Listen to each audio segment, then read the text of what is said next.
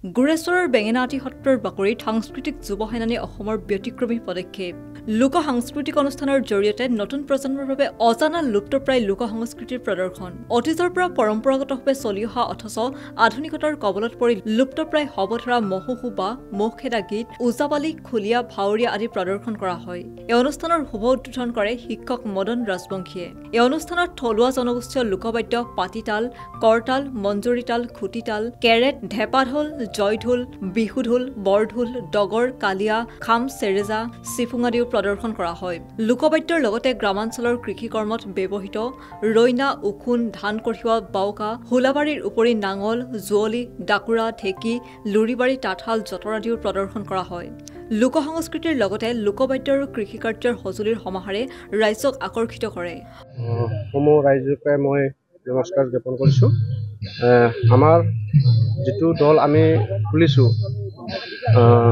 যুৱ সেনানী অসম বুলি এই সেনানীটোৰ আমাৰ লক্ষ্য আৰু উদ্দেশ্য যিটো আমি হাতত ৰাখিছোঁ ইয়াৰ মূলত উদ্দেশ্য হৈছে যে আমাৰ যিবিলাক লুপ্ত হৈ যাব ধৰিছে আমাৰ যিবিলাক সংস্কৃতি যিবোৰ আমাৰ নৱপ্ৰজন্মই নামে শুনা নাই হয়তো কিছুমানে নামে শুনা নাই আৰু সেইবোৰ সংস্কৃতি যিবোৰ আমাৰ অতীতৰ পৰা চলি আহিছিল সেইবোৰ যেহেতু এতিয়া লাহে লাহে লুপ্ত হৈ যাব ধৰিছে সেইবিলাকক আমি পুনৰ উদ্ধাৰৰ কাৰণে আমি এটা প্ৰয়াস হাতত লৈছোঁ এইটো কিমান দূৰ আমি সফল হওঁ আমি নাজানো কিন্তু আমি এটা প্ৰয়াস কৰিছোঁ আৰু আমি বিচাৰোঁ যে ৰাইজৰ সহায় সহযোগিতা আমি পাম তেখেতসকলৰ সহায় সহযোগিতা আশীৰ্বাদ যদি আমাৰ মূৰত থাকে তেনেহ'লে আমি নিশ্চয় এই লোক সংস্কৃতিবোৰ জীয়াই ৰখাত আমাৰ সুবিধা হ'ব আৰু আমি এই ক্ষেত্ৰত আগবাঢ়ি যাব পাৰিম গতিকে মই আপোনালোকৰ মাধ্যমেৰে মই জনাব বিচাৰোঁ অসমবাসী তথা বিশ্ববাসীকে মই জনাব বিচাৰোঁ তেখেতসকলে যাতে আমাক উৎসাহ উদ্দীপনা যোগায়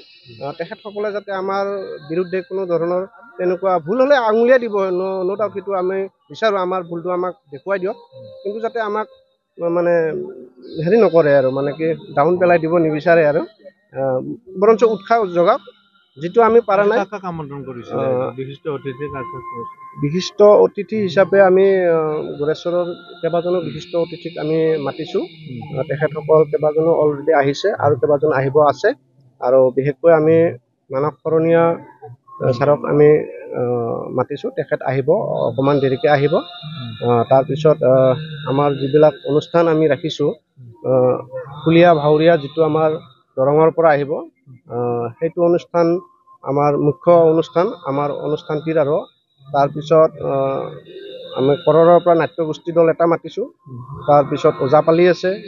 অলৰেডি কেইটামান আমাৰ হৈয়ে গ'ল অলৰেডি আৰু আছে মহোহো কেইবাটাও আছে মহোহো দল যিবোৰ আমি ওচৰৰ পাজৰৰ পৰা আমি সংগ্ৰহ কৰিছোঁ তেখেতসকলক উৎসাহ আমি যোগাইছোঁ তেখেতসকলে মহোহো গাব নাজানে কিন্তু আমি ইয়াত প্ৰশিক্ষণ দিয়াইছোঁ প্ৰশিক্ষণ দিয়াই তেওঁলোকক সবল কৰি তুলিছোঁ আৰু তেখেতসকলে সুন্দৰভাৱে আজি প্ৰদৰ্শন কৰিছে আৰু কেইবাটাও কৰিব এতিয়া আপোনালোকে দেখিবলৈ পাব গতিকে মই এইটোৱে ক'ব বিচাৰোঁ ৰাইজক বিশেষকৈ আমাৰ গুৰেশ্বৰ ৰাইজক তেখেতসকলে যেন আমাক উৎসাহ উদ্দীপনা যোগায় আৰু নমস্কাৰ অন্যান্য বা বাতৰিৰ বাবে চাই থাকক নিউজ ডেস্ক ৰিপৰ্ট